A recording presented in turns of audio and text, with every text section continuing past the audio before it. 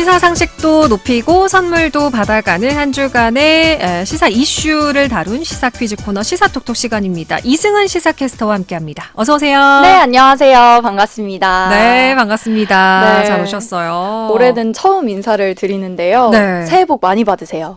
네. 2주 전이니까 이제 연말에 왔겠네요. 네, 맞아요. 그땐 크리스마스였는데. 새해 복 많이 받으세요. 네, 감사합니다. 뭔가 올해 딱 하나만 이루고 싶다면 네. 어떤 거 좀 소망하는 게 있으세요? 저는 사실 운전을 올해 좀 해볼까 해요. 운전. 장롱면허가 이대로라면 될 것 같아서.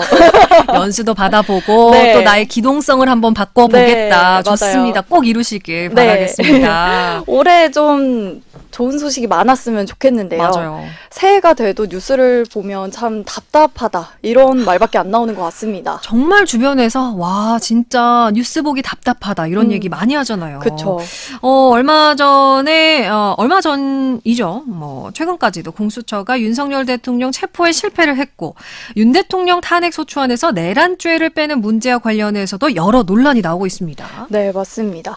그래서 오늘 시사톡톡에서는 내란죄 철회 논란, 그리고 윤석열 대통령 체포영장 집행과 관련한 내용을 퀴즈와 함께 짚어보겠습니다. 네, 자 지금 보이는 라디오 함께 열려 있습니다. 이승은 시사캐스터 모습 함께하고 싶으시면요. 너튜브 검색창에 변정현의 시사메이트 검색해서 들어오시면 지금 실시간으로 대화하는 모습도 확인하실 수가 있고요.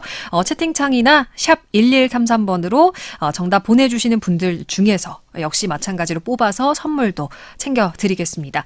자, 오늘의 퀴즈부터 먼저 내드릴까요?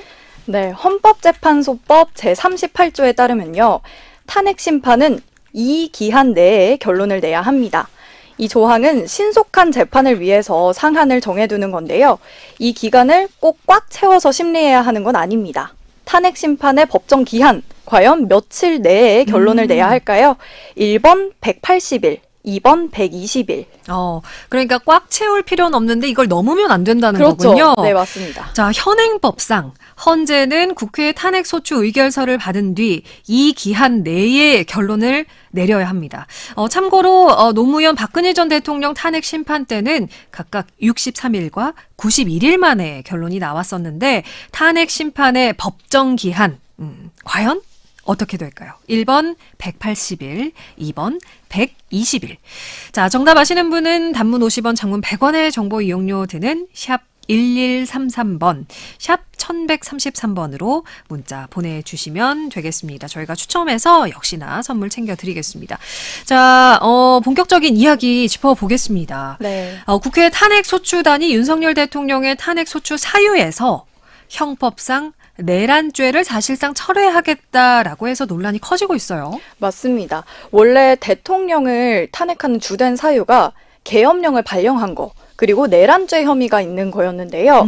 국회가 탄핵소추안을 작성할 때도 이 내란죄 같은 형법 위반이랑 계엄령 발령이랑 관련된 계엄 선포 요건이라든지 절차를 위반한 거라든지 국회 입법권을 침해했다 이런 헌법 위반을 구분을 해서 정리를 했어요. 네. 그런데 이 형법상 내란죄는 다루지 않고 비상계엄이랑 관련된 헌법 위반 부분만 다루겠다는 겁니다.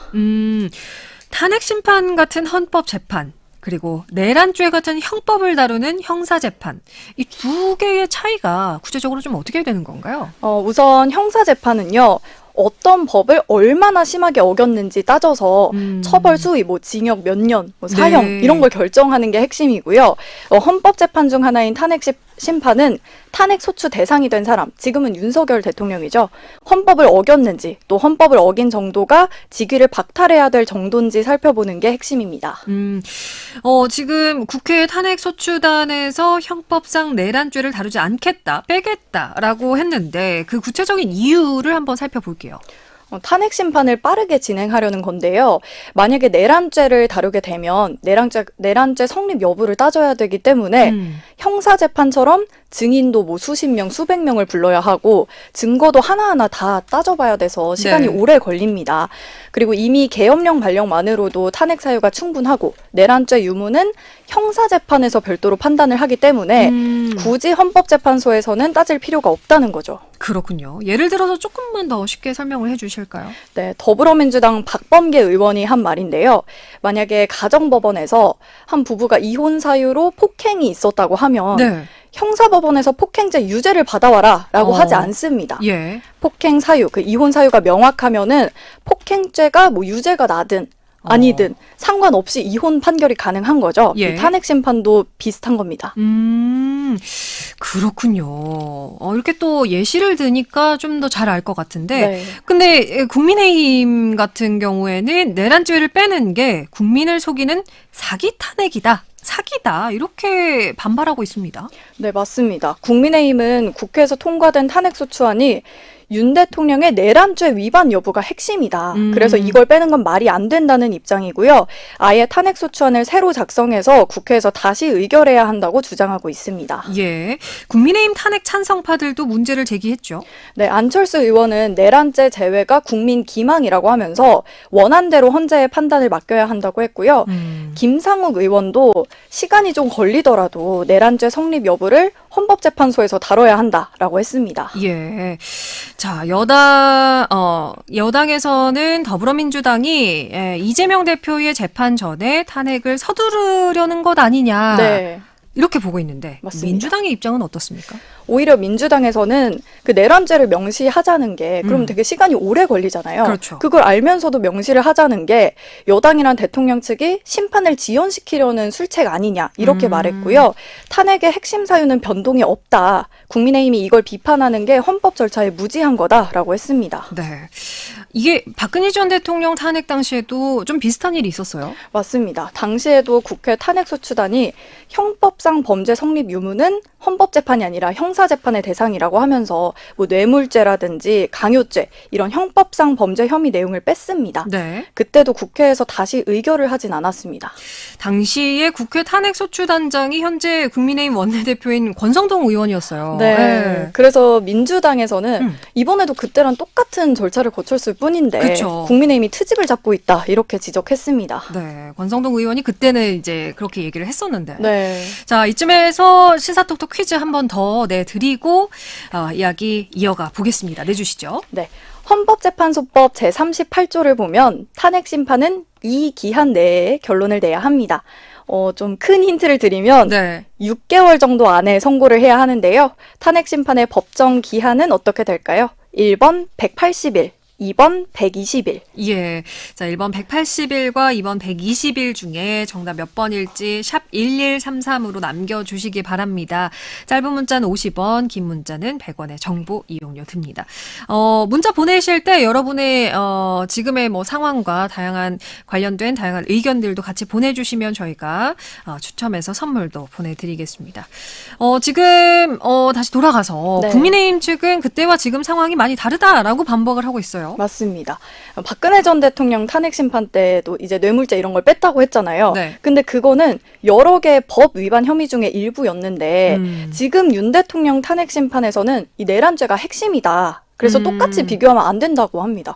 비율이 다르다. 뭐 이런 네, 주장인 그쵸. 것 같습니다. 법조계 입장은 어떻습니까? 의견이 좀 엇갈리긴 하는데요. 문제가 되는 수준이 아니라는 의견이 많습니다. 한 전직 헌법재판관은요. 대통령 직무 공백을 오래 둘 수 없다는 취지에서 탄핵 심판의 속도를 내려고 쟁점을 정리한 거다라고 네. 했고요. 정태우 경희대 법학전문대학원 교수도 계엄 선포 같은 그런 사실관계 변동이 없기 때문에 탄핵 여부를 판단하는데 문제가 없고 또 이미 박근혜 전 대통령 때 전례가 있다라고 했습니다. 네. 헌법재판소의 입장도 궁금합니다. 네. 무엇보다 논란이 좀 더 커졌던 게 헌재가 내란죄 철회를 권유했다. 이런 의혹 때문이었잖아요. 네, 맞습니다. 헌법재판소는 내란죄 철회를 권유한 사실이 없다라고 확실하게 밝혔고요. 여야를 떠나서 국민만 바라보고 심판하겠다라고 했습니다. 예. 헌법재판소가 윤석열 대통령 탄핵소추 사유를 변경할 때 국회의 재의결이 필요한지의 여부도 밝혔습니까? 따로 국회 재의결이 필요한지에 대한 명문 규정은 없다고 했습니다.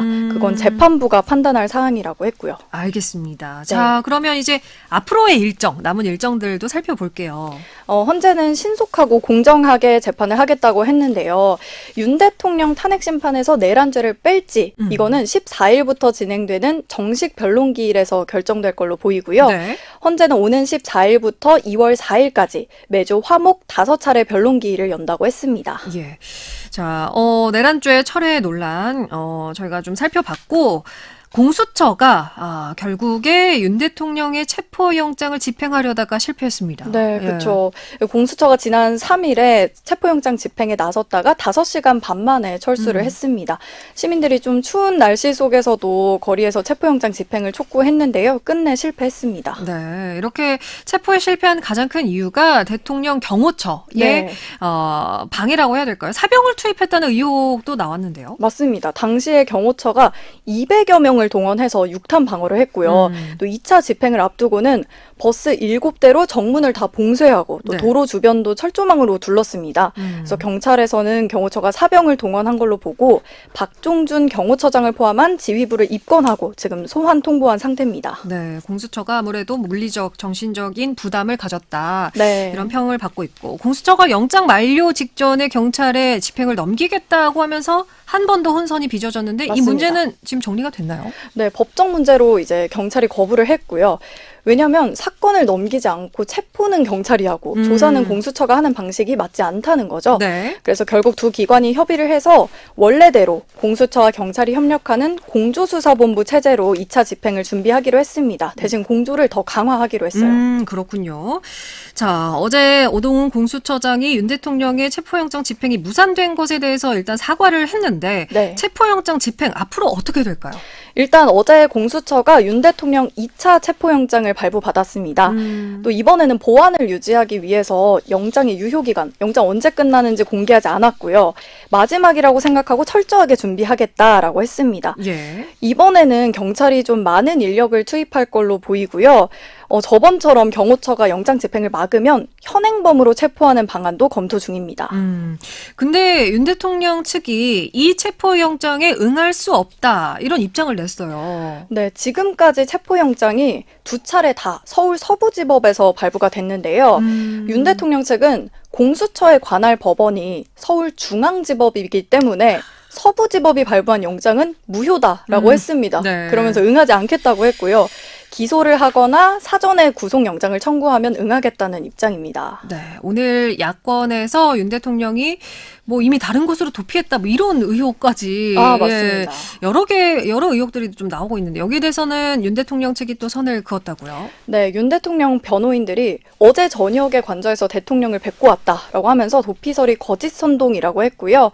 그래도 이제 공수처랑 경찰은 어떤 변수가 있을지 모르기 때문에 다양한 시나리오를 검토하고 있습니다. 예, 대통령 관저 주변에서 체포를 둘러싼 대규모 찬반 집회가 계속해서 이어지고 있는 상황인데요. 네. 다음 체포영장 집행 과연 어떻게 될지 지켜봐야겠습니다. 자, 오늘 시사톡톡 퀴즈 정답부터 한번 살펴볼까요? 네, 오늘의 정답은 1번 181입니다. 네. 자, 많은 분들께서 참 답답하다. 문자 참여해 주셨는데요. 5773번님, 180일 너무 긴 거 아닌가요?